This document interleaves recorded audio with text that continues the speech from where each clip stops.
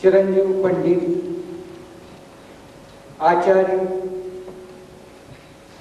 सागर सरकार चिरंजीव हो, जयवंत हो, यशवंत हो, जयवंत हो, यशवंत हो.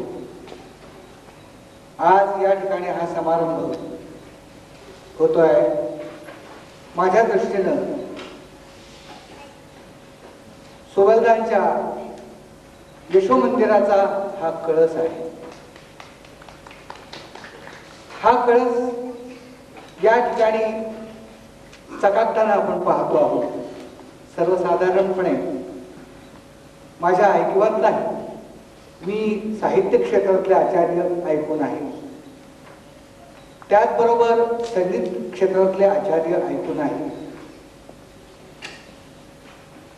तुम्हाला माहिती आहे, आचार्य अत्रे, आचार्य विनोबाजी भावे अशा लोकांना हे आचार्यपद नृत्य क्षेत्रामध्ये अशा पद्धतीनं आणि या वयात आचार्यपद मिळवलेला हा मला वाटतं